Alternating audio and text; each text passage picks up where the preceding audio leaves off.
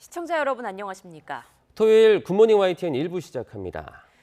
초등학교 교사가 교내에서 목숨을 끊은 사건과 관련해 해당 교사가 숨지기 전 학부모 민원으로 힘들어했다는 동료 교사들의 증언이 나왔습니다. 무너질 대로 무너진 교권 앞에 교사들의 분노가 커지자 교육당국도 긴급 대응에 나섰습니다. 김연아 기자입니다. 학교 담장을 따라 흰 국화꽃들이 빼곡히 들어찼습니다. 늘어선 조화만 천여 개. 하지만 여전히 전국에서 조화가 밀려들고 있습니다. 교대 4학년에 임용고시 공부까지 열심히 하시고 되게 기쁘게 학교에 출근하셨을 텐데 그냥 마음이 너무 안 좋아서 오게 돼요. 이게 언젠가 내일이 되지 않을 거라는 보장이 사실 없는 상황에서 저희를 보호할 수 있는 부분이 좀 부족한 건 맞거든요. 이주호 부총리와 조희연 서울시 교육감도 각각 분향소를 찾아 고인을 애도했습니다. 고인이 악성 민원에 시달렸다는 증언이 나오면서 교원들의 분노는 더욱 커지고 있습니다.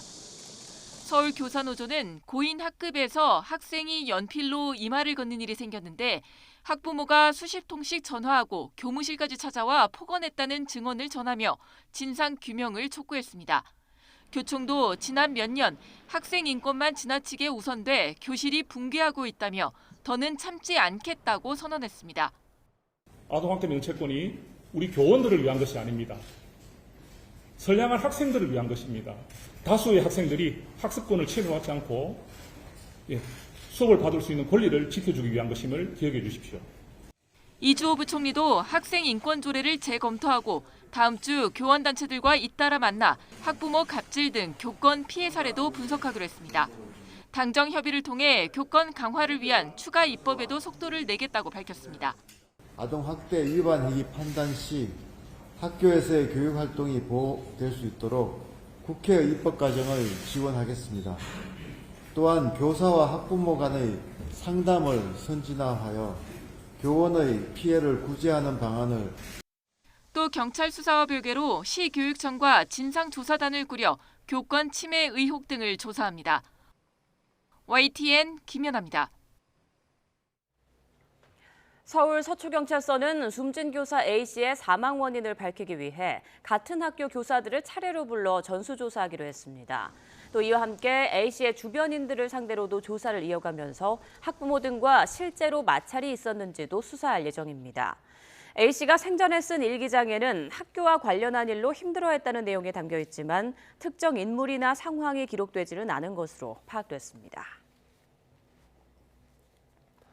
국민의힘 3선 의원들이 서울 서초구 초등학교 교사가 숨진 채 발견된 사건을 두고 국민의힘 3선 의원이 연루돼 있다고 언급한 김어준 씨를 경찰에 고소했습니다. 한기호 의원 등 여당 3선 의원 9명은 어제 서울경찰청에 정보통신망법상 명예훼손 혐의로 김 씨를 처벌해달라는 내용의 고소장을 제출했습니다. 이들은 김 씨가 근거 없는 허위사실로 여당 3선 의원들의 명예를 심각하게 훼손했다며 고소 이유를 밝혔습니다.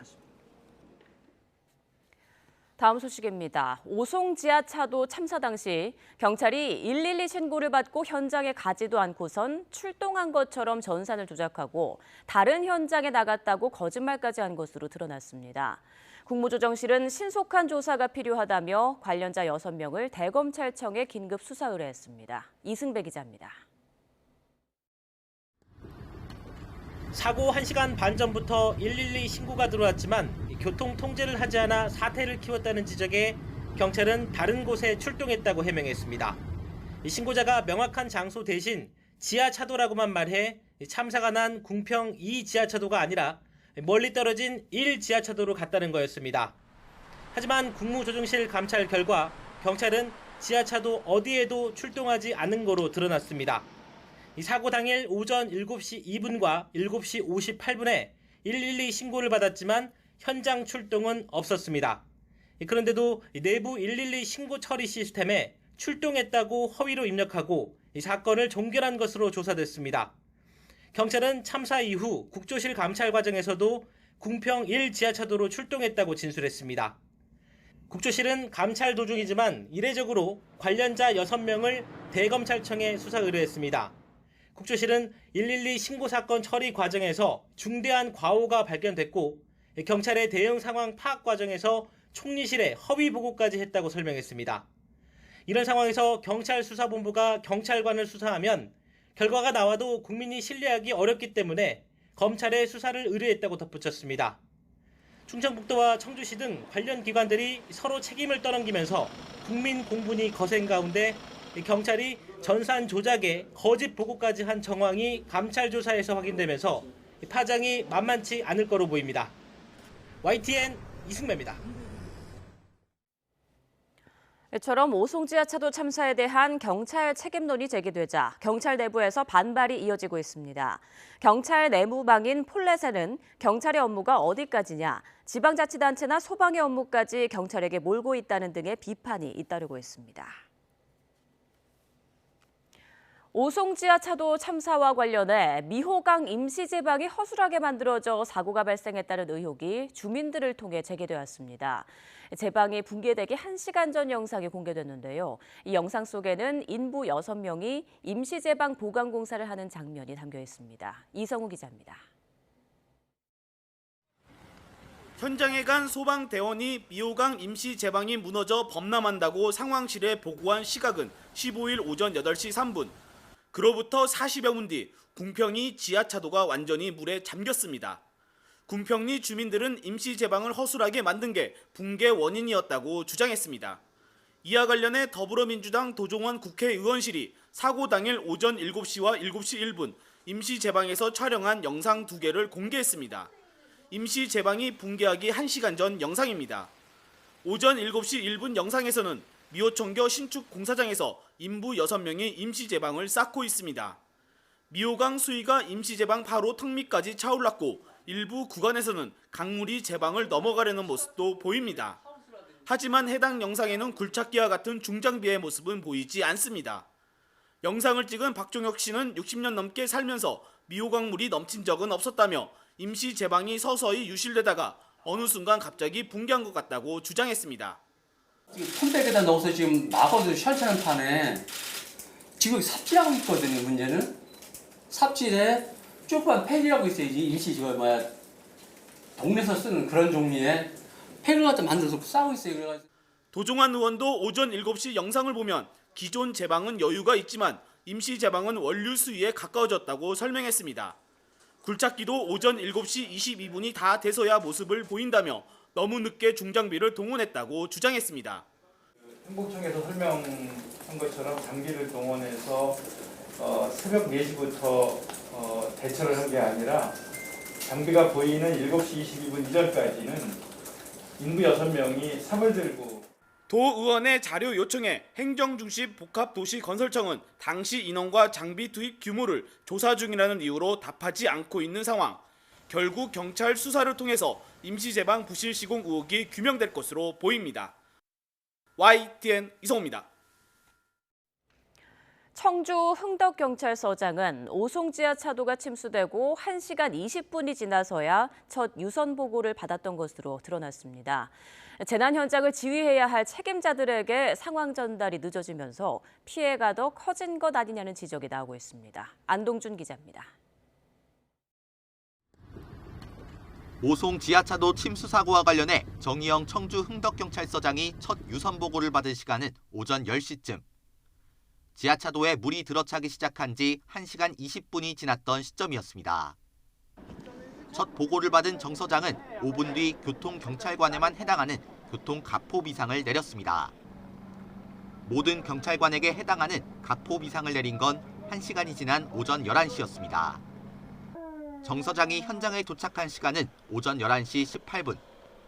재난 현장에서 직원들을 지휘해야 할 경찰서장이 사고 발생 2시간 40분이 지날 무렵에야 현장에 도착했다는 겁니다. 이에 대해 경찰은 첫 유선 보고를 받은 시간이 오전 10시일 뿐이지 정 서장이 상황을 인지한 시간이 10시는 아니었다고 주장했습니다. 충북경찰청장과 지역 내 경찰서장이 모두 들어가 있는 카카오톡 단체 채팅방에 오전 9시 19분쯤 당시 상황을 알리는 메시지가 올라왔고 정 서장도 이를 인지하고 있었다는 겁니다. 하지만 정 서장이 첫 지시를 내린 시간이 오전 10시 5분인 만큼 이전까지 정 소장이 이를 인지하고 있었는지는 아직 명확하지 않습니다. 재난대책을 총지휘해야 할 지방자치단체장도 늦장 보고를 받은 건 마찬가지. 이범석 청주시장은 사고 1시간 뒤인 오전 9시 40분쯤 김영환 충북도지사도 비슷한 시각 첫 보고를 받았습니다. 결국 재난 상황을 지휘해야 할 책임자들에게 보고가 늦어진 이유가 명확하게 밝혀져야 이번 참사에 대한 책임도 가려낼 수 있을 것으로 보입니다. YTN 안동준입니다.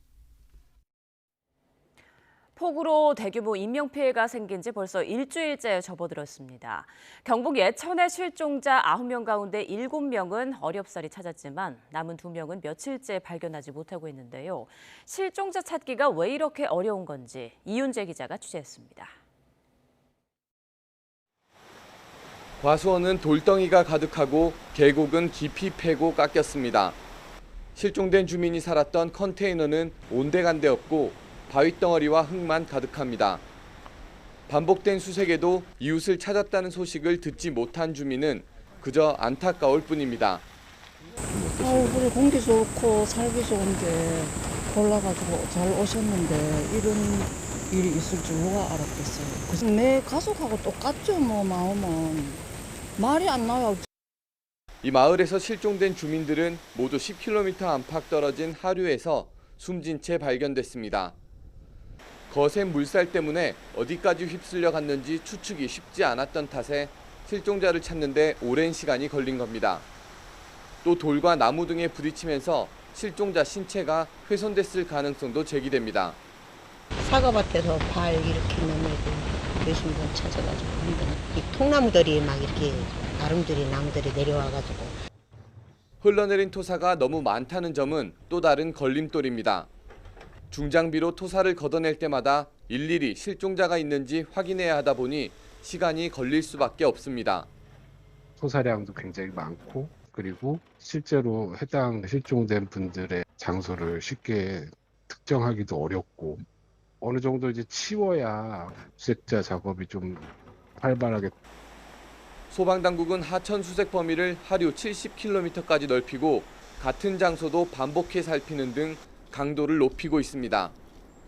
악조건 속에서도 수색에 총력을 기울이고 있지만 추가 실종자를 발견하지 못하면서 가족과 이웃들의 마음은 타들어가고 있습니다. YTN 이윤재입니다. 이번 집중호우 때 산사태는 기존의 산사태 취약지역으로 분류되지 않았던 곳에서 많이 발생해서 피해가 더 컸습니다. 산사태 위험을 좀 더 종합적으로 관리해야 한다는 목소리가 나오고 있지만 현재 산사태 관련 업무를 이곳저곳에서 제각각 맡고 있어 장기적인 대책을 마련할 만한 기관은 따로 없습니다. 강민경 기자입니다. 올해도 집중호우는 전국 곳곳에서 산사태로 이어졌습니다. 마을 전체가 쑥대밭이 된 경북 예천뿐만 아니라 전남 여수와 충북 충주 등에서도 퍼붓는 비에 산이 무너지며 건물을 덮치고 도로를 망가뜨렸습니다. 산사태 피해 면적은 지난해에만 372헥타르, 지난 10년 평균보다 34% 증가한 것으로 피해가 갈수록 늘어나는 추세입니다. 강수량이 과거와 크게 차이나는 극한 강수가 20% 증가하면 산사태 발생 확률은 5배 이상 뛴다는 연구 결과도 있습니다. 환경부 역시 2030년대엔 전국에서 산사태가 발생할 가능성이 급증할 거라고 내다봤습니다. 그런데 산사태를 다루는 기관은 산림청과 국토교통부, 행정안전부, 그리고 지자체까지 모두 4군데. 어디서 발생했는지와 누가 피해를 입었는지에 따라 담당하는 곳이 다르고 이른바 컨트롤 타워는 없어서 통합적인 대처와 분석이 이루어지긴 쉽지 않습니다.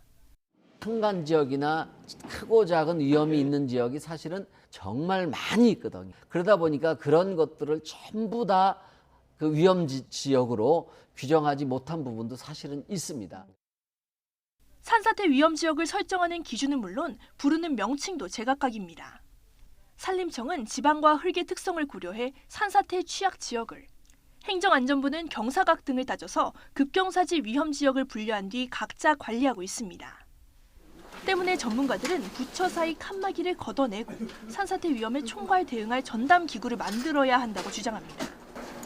그러고 나서 산사태 위험 지역 설정 기준을 다시 세우고 관리 주체도 일원화해야 한다는 겁니다. 산사태 정보 시스템이 가지고 있는 태생적인 한계가 있습니다. 토지의 상황에 따라서 개발 행위가 일어났는데 그것들을 반영하지 못하고 있는 그런 한계들도 있고요. 아울러 산비탈 개간과 수목 감소가 어떤 영향을 줄지 연구해서 산사태 피해를 줄일 장기적인 대책도 마련해야 한다는 지적입니다. YTN 강민경입니다. 집중호우로 인한 수해 복구를 지원하고 재발 방지 대책을 마련하기 위한 여야 태스크포스가 오는 26일 첫 회의를 엽니다. 국민의힘과 더불어민주당은 원내 수석부대표와 국회 행정안전위원회, 국토교통위원회 등 관련 상임위 간사 등이 참여하는 TF 구성에 합의했습니다. TF는 오는 26일 첫 회의를 열고 수해 복구와 지원 방안, 재발 방지 대책, 관련 법안 처리 등을 논의할 예정입니다. 집중호우 실종자 수색 작전 중에 급류에 휩쓸려 순직한 그 최수근 상병이 오늘 대전 현충원에 안장됩니다. 안장식에 앞서 최 상병의 연결식이 오늘 오전 소속 부대인 해병 1사단에서 해병대장으로 엄수됩니다. 국가보훈부는 고 최수근 상병에 대한 애도와 예우를 위해 안장식이 거행되는 동안 전국 지방보훈관서와 국립묘지, 소속 공공기관에 조기를 개항한다고 밝혔습니다. 순직 군인의 안장일에 보훈부 소속 기관에서 조기를 개항하는 건 이번이 처음입니다. 주말인 오늘은 다시 장마전선이 북상하면서 전국에 장맛비가 내리겠고 밤사이 중부지방에는 최고 150mm의 큰 비가 내리겠습니다. 기상청은 장마전선 영향으로 오늘 새벽 제주도부터 비가 시작돼 점차 전국으로 확대하겠다고 밝혔습니다. 특히 오전까지 수도권과 영서, 충청 지방에 시간당 30에서 60mm의 강한 비가 집중되겠습니다. 장마전선은 낮 동안 남부지방으로 남하하겠고 밤부터는 남해안에 100mm 이상의 호우를 쏟아부을 전망입니다. 기상청은 이번 비는 강수 시간은 길지 않지만 강한 비가 집중되겠다며 추가 피해에 각별히 유의해달라고 당부했습니다. 대낮 서울 신림동에서 묻지마 흉기 난동으로 1명이 숨지고 3명이 다쳤습니다. 경찰은 30대 남성을 현장에서 붙잡아 범행 동기를 조사하고 있습니다. 유세영 기자입니다. 검은색 상의에 청바지를 입은 남성이 비틀거리면서 걸어옵니다. 손에는 흉기가 들려 있습니다. 대낮 서울 신림동에서 흉기 난동을 벌인 30대 남성 조모 씨입니다. 조 씨는 이곳 골목길에서 첫 피해자에게 흉기를 휘두른 것을 시작으로 10여 분 동안 100여 미터를 이동하면서 3명을 더 찔렀습니다. 조 씨의 범행으로 20대와 30대 남성 4명이 숨지거나 다쳤습니다. 피해자들은 모두 조 씨와는 일면식도 없는 사이로 파악돼 이른바 묻지마 범행으로 추정됩니다. 피해자분 중에 한 분이 이제 여기 목에 상처가 있는 상태로 찔리신 상태로 이제 좀 도망오시면서 한낮 번화가에서 벌어진 끔찍한 사건에 시민들도 큰 충격을 받았습니다. 인근 상점으로 황급히 몸을 피하기도 했습니다. 우타타서 뛰어들어왔어요. 사람들이 지금 밖에서 흉기를 큰 거를 들고 젊은 분이 찌르고 다니고 있다. 네네. 조 씨는 범행 당시 술을 마신 상태는 아닌 것으로 알려졌습니다. 현행범으로 체포되는 과정에서 세상을 향해 불만을 내뱉기도 했습니다. 조 씨는 전과 3범으로 어린 시절부터 폭행 등의 혐의로 10여 차례 경찰 수사를 받은 것으로 조사됐습니다. 경찰은 조 씨를 상대로 자세한 범행 경위와 동기를 조사한 뒤 구속영장을 신청할 방침입니다. YTN 유서연입니다. 만천 60대 택시 승객이 택시 기사를 폭행해 경찰에 입건됐습니다. 그제 새벽 2시 반쯤 서울 마포구 성산동 도로에서 승객이 택시 기사를 마구 때렸습니다. 목적지에 도착해 요금을 내라고 하자 승객은 돈이 없다며 택시 기사를 폭행했습니다. 남성의 폭행은 택시 기사가 경찰에 신고하는 와중에도 이어졌고 택시 기사는 눈과 피부가 찢겨 봉합 수술을 받고 병원에서 치료를 받고 있습니다. 신고를 받고 출동한 경찰은 60대 승객을 상해 혐의로 입건했습니다. 울산에 있는 장애인 복지시설에 기체 상태의 독극물이 의심되는 소포가 배송된 가운데 수도권에서도 정체를 알 수 없는 우편물이 배달됐다는 신고가 접수됐습니다. 서울 서초경찰서는 어제 타이완에서 배송된 수상한 소포가 서초 우체국에 보관돼 있다는 신고를 받고 출동했습니다. 소포 내용물은 냄새가 없는 반죽 형태의 물품으로 폭발물은 아닌 것으로 파악됐습니다.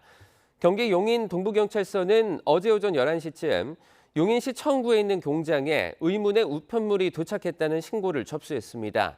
다만 우편물 안에는 아무런 내용물이 없었다며 소방당국과 군당국도 함께 조사에 나섰지만 이상이 없었다고 설명했습니다. 또 인천 삼성경찰서에도 어제 오후 3시쯤 한 달 전 집에 타이완발 우편이 왔다는 112 신고가 접수됐지만 경찰은 특이사항은 없는 것으로 보고 있습니다. 울산에 이어서 제주에서도 타이완에서 발송된 정체불명의 소포가 발견됐습니다.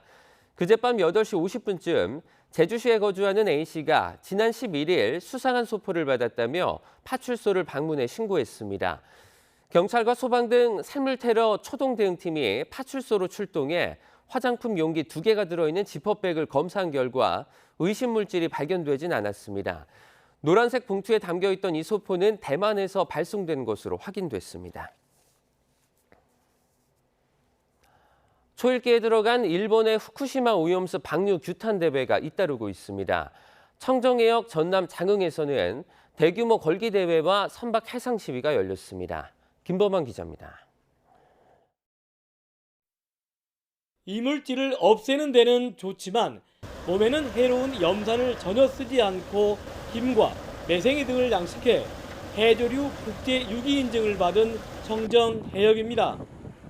바다를 삶의 터전으로 하는 어민들은 일본의 후쿠시마 오염수 방류 움직임에 애가 타들어갑니다. 우리나라와 국민에게 아무 이익도 없고 오히려 우리 어민들은 죽게 되었는데 왜 우리나라 국민들의 의사는 대변하지 않고 일변편을 드는 것입니까? 후쿠시마 오염수 방류를 반대하는 상여가 들어오면서 전남 중부 지역 어민들의 대규모 골기 대회가 시작됩니다. 평생 바다만 보고 살아온 어민들은 자신들이 왜 뙤약볕 아래에서 집회를 열어야 하는지 자괴감이 들 정도입니다. 이미 국민 85.4%가 핵오염수 양투기를 반대하고 있습니다. 방류가 시작되면 우리 어민들에게 대재앙이 시작됩니다. 집회를 마친 어민들은 오염수 방류를 규탄하는 플래카드를 내걸고 해상 시위도 벌였습니다. 전남 지역의 공무원 노동조합 등도 잇따라 기자회견을 열고 일본 정부에는 오염수 해양 투기 철회를, 한국 정부에는 일본을 국제해양법 재판소에 제소할 것을 각각 촉구했습니다. 먼저 대통령이 나서야죠. 대통령의 첫 번째 임무는 국민의 생명과 재산을 지키는 일입니다. 후쿠시마 폐수를 방류하는 것은 이것은 인류와 미래에 대한 죄악이거든요. 그리고 국민들에 대한 생존권을 잃어버리는 것이고 그런 만큼 대통령이 제일 먼저 나서야 되는데 그렇지 않는 거 아닙니까 지금. 일본 후쿠시마 어민들도 여전히 반대 입장을 확고하게 밝히고 있는 오염수 방류. 방류가 현실되면 생길 수 있는 직간접적인 피해 우려에 어민과 횟집 종사자 등의 시름이 깊어지고 있습니다. YTN 김범환입니다.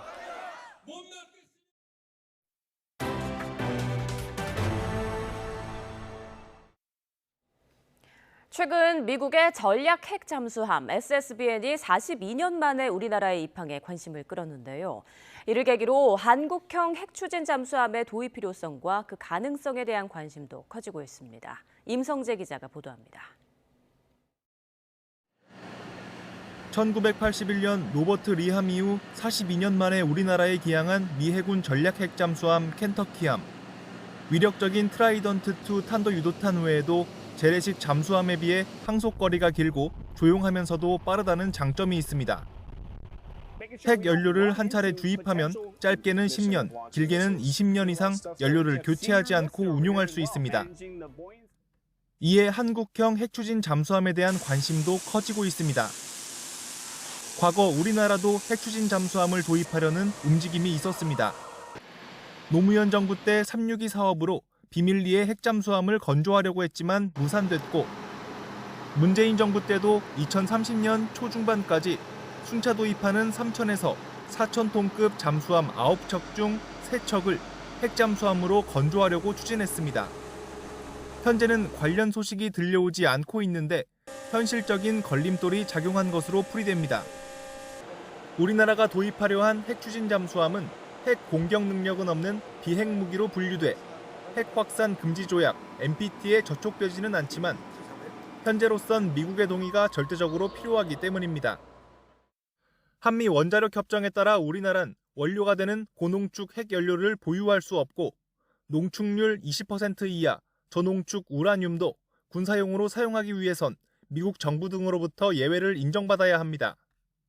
한국에서 고민하는 거는 핵연료를 안정적으로 공급할 수 있는 체제가 중요한데 이거를 지금 한미 원자력 협정을 개정하지 않으면은 안정적으로 공급할 수가 없어요. 일각에선 핵추진 잠수함 보유를 눈앞에 둔 호주 사례를 참고할 수 있다는 의견이 나오고 있습니다. 호주군은 미국, 영국과 함께 중국을 겨냥해 결성한 안보협의체 오커스에 참여한 뒤 양국의 지원을 받아 핵잠수함을 개발하고 있습니다. YTN 임성재입니다. 미국의 인도태평양 전략 실행을 위해 기존 양자동맹뿐 아니라 한미일 등 다양한 유형의 소그룹이 매우 중요해지고 있다고 미 당국자가 말했습니다. 데니얼 크레이튼브링크 미 국무부 동아태 차관보는 브루킹스 연구소 대담에서 국무부가 인도태평양의 평화와 번영을 위해 국가 간 중첩되는 협력망을 구축하려 한다며 이것이 밝혔습니다. 크레이튼브링크 차관보는 한국과 일본이 역사적 화해를 한 덕분에 전례 없는 수준의 3자 협력을 이뤄낼 수 있었다면서 전례 없는 3자 협력을 가능하게 한 윤석열 대통령과 기시다 총리의 역사적 성과를 높게 평가한다고 말했습니다. 또 크레이튼브링크 차관보는 미국이 양자 협력을 3자 협력으로 확대한 예로 미국, 일본, 호주와 미국, 일본, 필리핀도 거론하며 이렇게 서로 교차하고 맞물리는 관계가 영내 평화와 안보 유지에 매우 중요하다고 평가했습니다. 네, 정치권 소식도 보겠습니다. 국민의힘은 포구 골프 논란을 일으킨 홍준표 대구시장의 공개 사과에도 홍 시장에 대한 당 차원의 징계 절차에 본격 돌입했습니다. 싸늘한 여론을 고려한 조치로 보이는데요. 당내에선 김기현 대표와 홍 시장의 관계에도 주목하는 분위기입니다. 이종원 기자입니다. 전국적으로 인명피해가 발생했던 지난 15일 이른바 포구 골프를 지적하는 질문에 되레 역정을 냈던 홍준표 대구시장.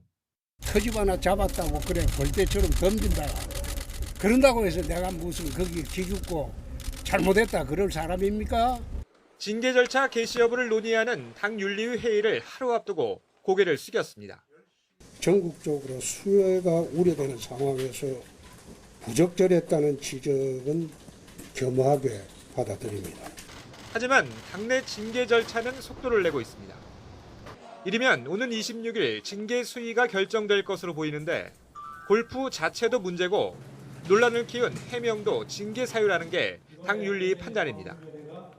윤리위가 독립기구라고는 하지만 당내에선 지도부와 홍 시장의 껄끄러운 관계도 영향을 미쳤을 거란 분석이 적지 않습니다. 기록적인 폭우로 인명피해 소식에 국민 모두가 무거운 마음입니다. 각 당협의 위원장 그리고 지자체장, 정부 관계자 또한 부적절한 언행으로 무리를 빚는 일이 없도록 해주실 것을 당부드립니다. 실제로 김기현 대표와 홍준표 시장은 김 대표 체제가 출범한 직후부터 갈등을 빚었습니다. 발단은 정광훈 목사와 최고위원 등 지도부에 잇따른 설화였습니다. 곤두박질 치는 당 지지율의 원인을 두고 홍 시장이 비대위까지 거론하며 지도부를 직격했고 김 대표도 물러서지 않으면서 거친 설전이 오갔습니다. 국민의힘의 전신인 보수정당에서 대선 후보와 당 대표까지 지낸 홍 시장은 결국 친정의 상임 고문직에서 해촉됐습니다. 지방자치 행정을 맡은 사람은 그 일에 더 전념하시면 좋겠습니다. 우리 당은 정광훈 목사와 강한 선을 그어야 될 만큼 관계가 없었습니다. 그런데 지금은 틀어질 대로 틀어진 김기현 대표와 홍준표 시장의 관계가 처음부터 나빴던 건 아닙니다.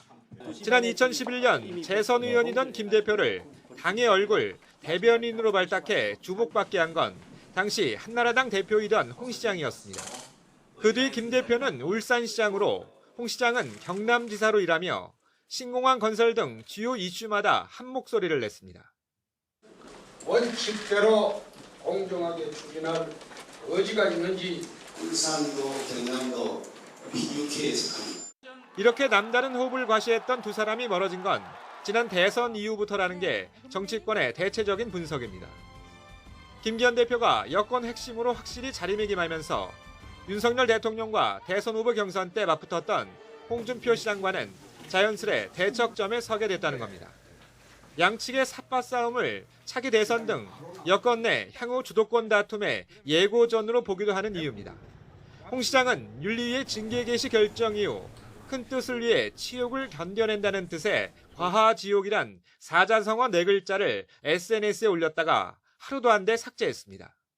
지금 당장 칼자루를 쥔 여권 주류에 정면으로 맞서기보다는 일단 확전을 자제하겠다는 판단이 깔린 것으로 분석됩니다.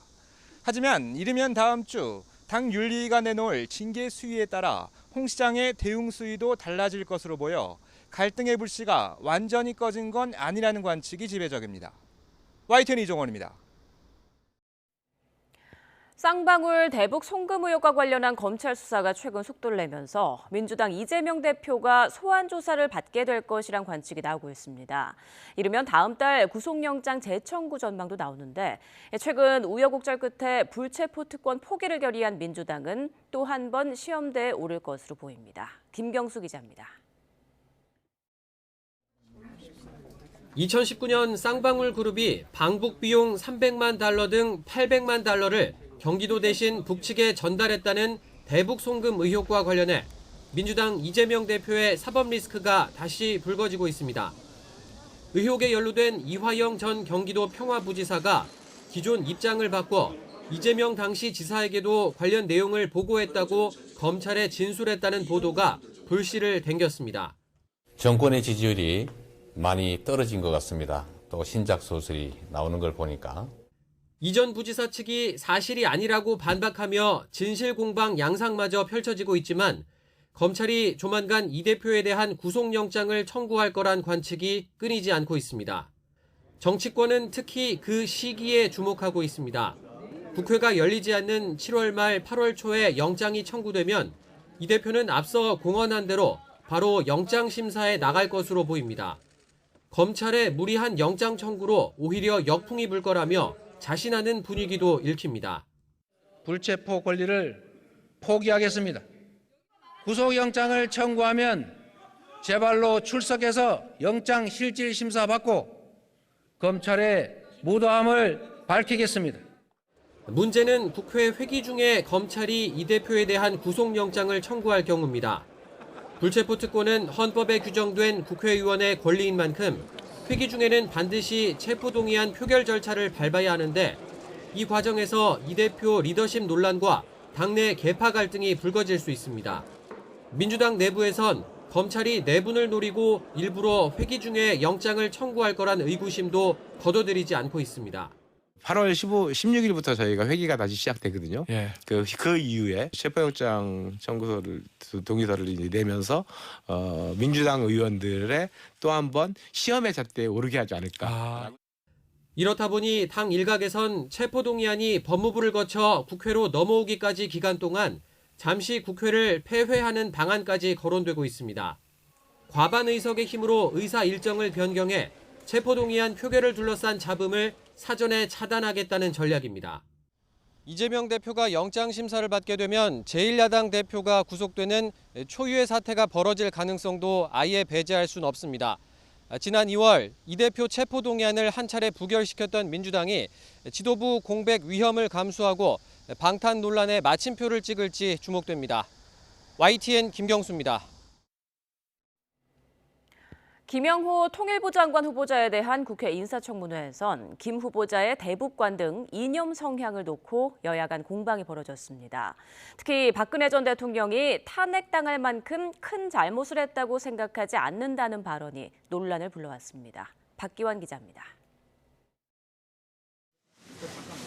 극우 성향을 가진 사람이 통일부 장관이 돼선 안 된다고 줄곧 비판했던 야당은 김영호 후보자의 과거 글을 꺼내들었습니다.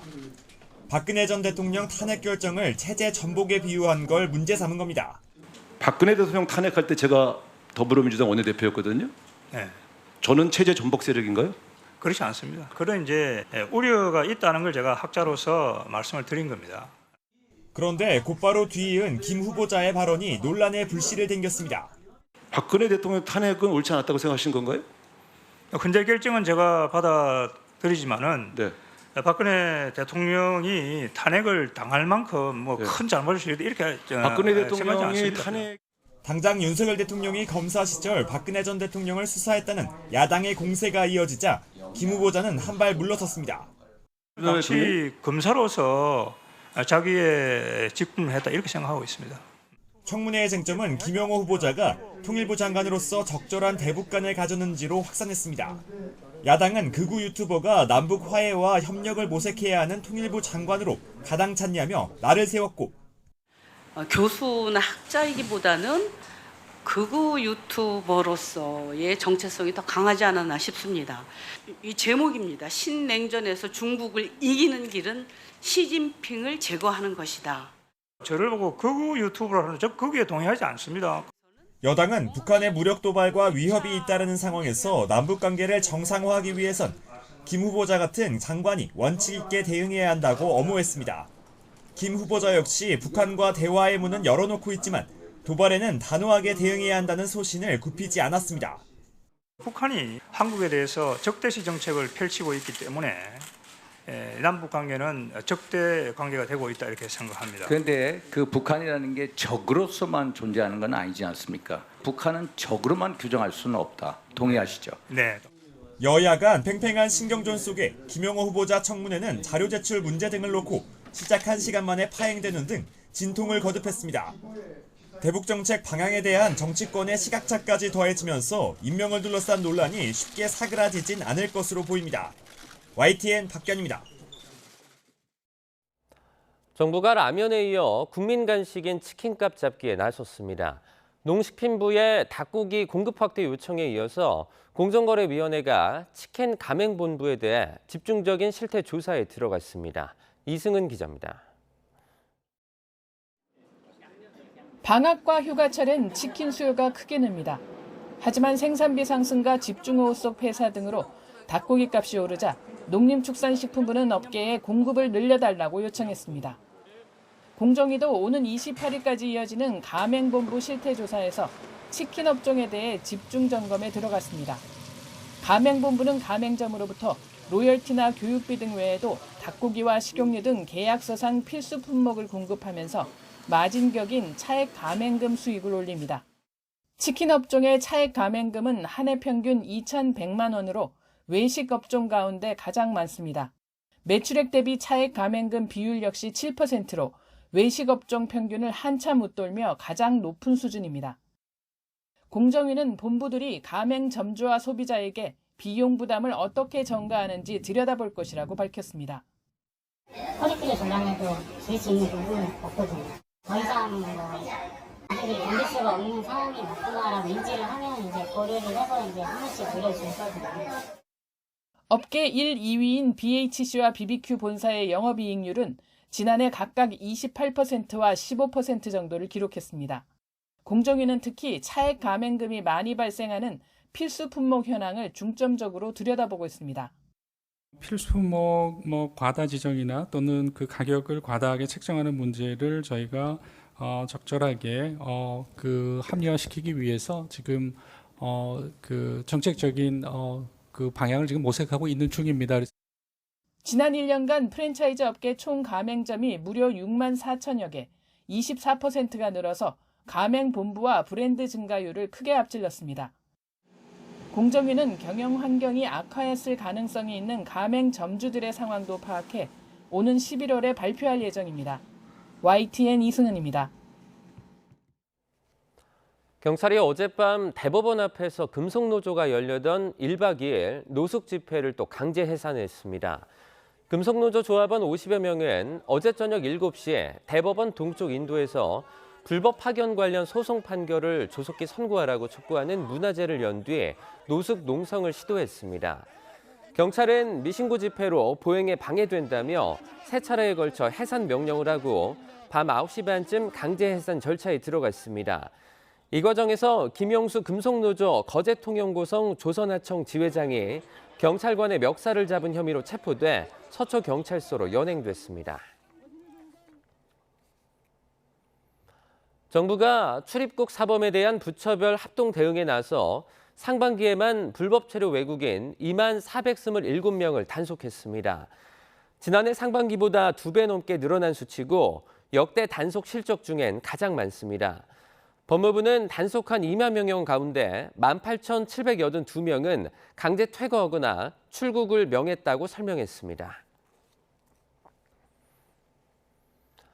은행 잔고 증명서를 위조한 혐의로 재판에 넘겨진 윤석열 대통령의 장모 최은순 씨가 1심에 이어서 항소심에서도 징역 1년의 실형을 선고받았습니다. 재판부는 최 씨가 범죄를 다시 저지를 위험이 있고 도주 우려가 있다며 법정 구속했습니다. 권준수 기자입니다. 윤석열 대통령의 장모 최은순 씨가 입을 굳게 다문 채 법원에 들어섭니다. 사문서 위조와 부동산 실명법 위반 혐의로 항소심 선고 공판에 출석하기 위해서입니다. 위조된 잔고증명서가 실제로 법원에 소송 증거로 제출되는지 모르셨나요? 고촌동 차명으로 산 혐의 인정하십니까? 최 씨는 지난 2013년 경기도 성남 땅을 사면서 통장에 349억 원이 있는 것처럼 은행 잔고증명서를 위조한 혐의로 재판에 넘겨졌습니다. 재작년 12월 1심 재판부는 혐의가 모두 인정된다며 최 씨에게 징역 1년을 선고했는데 항소심 재판부의 판단도 다르지 않았습니다. 법원은 최 씨의 나이와 건강 상태, 가족관계 등을 고려하더라도 실형을 선고한 원심의 형량이 적정하다고 못 박았습니다. 재판부는 특히 최 씨의 죄질이 매우 나쁘다고 조목조목 질타했습니다. 위조 횟수가 4차례에 이를 뿐만 아니라 거짓 기재된 예금 금액이 막대하고 민사소송에 내는 문서도 위조하는 등 이익 추구에 빠져 사회 질서를 완전히 무시했다고 지적했습니다. 또 범죄를 저질렀다는 증거가 명백한데도 범죄 사실을 부인해 항소까지 하고 책임을 동업자에게 넘기려고 하면서 반성도 하지 않는 것으로 보인다고 꼬집었습니다. 이어 최 씨의 방어권을 항소심까지 충분히 보장했고 재범의 위험을 배제하지 못하는 데다가 도주할 우려가 있다며 원심에서와 달리 최 씨를 법정 구속했습니다. 선고가 끝나자 최 씨는 무슨 말인지 이해가 잘 안 된다며 격앙된 목소리로 항변했습니다. 그렇게 강하게 억울함을 호소하다가 쓰러졌고 결국 법원 관계자들에게 들려나갔습니다. YTN 권준수입니다. 더불어민주당은 윤석열 대통령의 장모 최은순 씨가 통장 잔고 증명서를 위조한 혐의로 2심에서 법정 구속되자 사필 규정이라고 밝혔습니다. 박성준 대변인은 어제 국회 브리핑에서 이같이 밝히고 법이 살아있음을 보여준 재판부의 판결이라며 이번 판결이 윤석열 정부가 추락시킨 사법정의를 바로 세우는 계기가 되길 바란다고 말했습니다. 민주당 전당대회 돈봉투 의혹의 핵심 인물로 지목돼 구속 수사를 받아온 송영길 전 대표의 전직 보좌관이 재판에 넘겨졌습니다. 윗선인 송 전 대표는 공소장에 공범으로 적시되진 않았는데 검찰은 강제 수사를 통해 돈봉투를 받은 의원이 더 명백해졌다고 밝혔습니다. 송재인 기자입니다. 재작년 민주당 전당대회 무렵 송영길 전 대표 보좌관으로 있던 박모 씨가 구속 18일 만에 재판에 넘겨졌습니다. 재작년 4월 민주당 현역 의원 20명에게 돈봉투가 뿌려지는 데 핵심 역할을 한 키맨으로 검찰이 지목한 인물입니다. 박 씨가 스폰서에게 받은 5천만 원을 포함해 모두 6천만 원을 윤관석 의원에게 조달해줬다는 겁니다.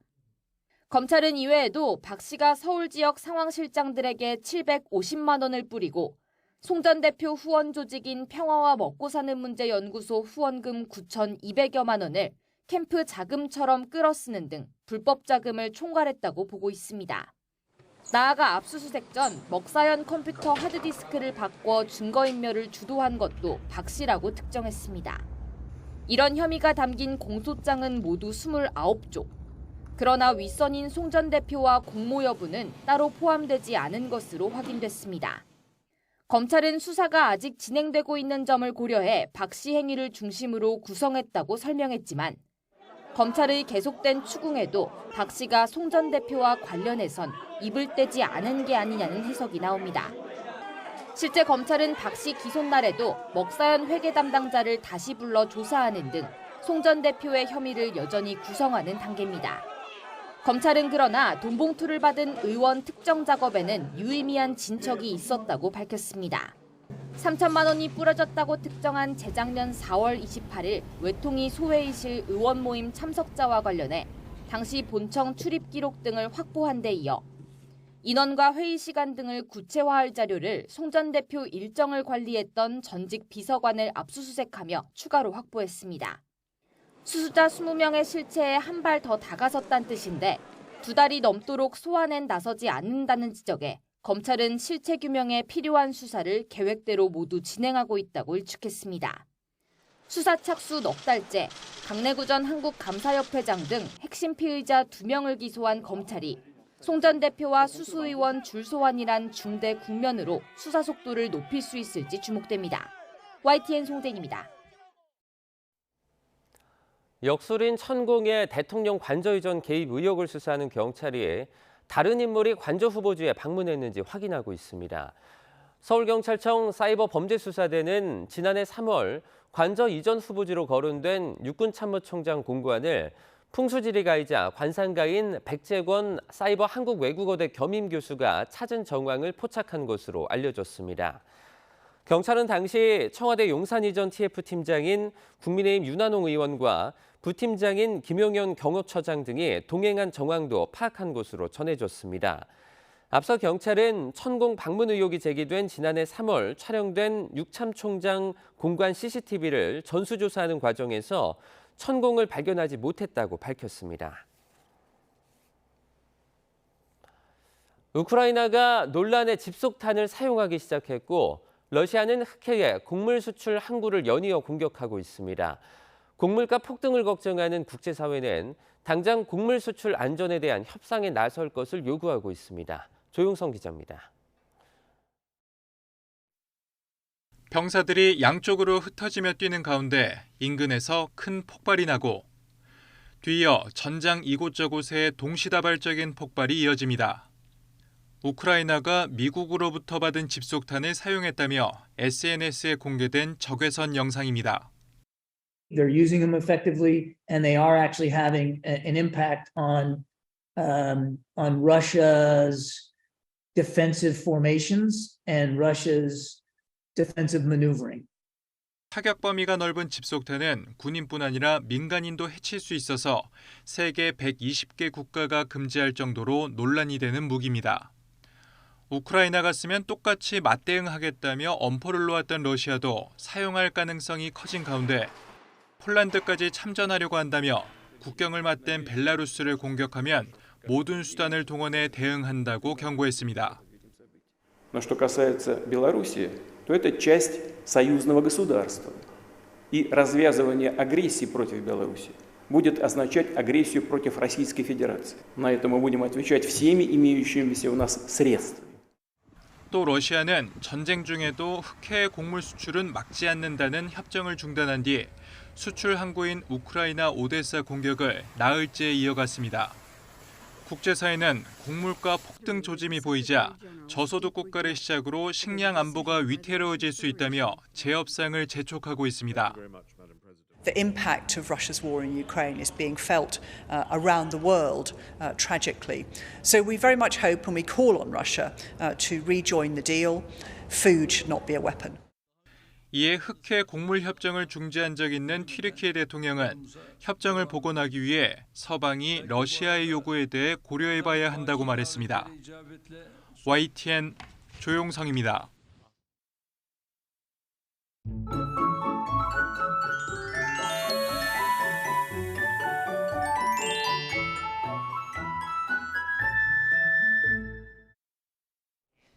현재 전남 해안과 제주도에 강한 비가 오고 있습니다. 제주도에는 시간당 30mm 이상의 세찬 비가 쏟아지고 있는데요.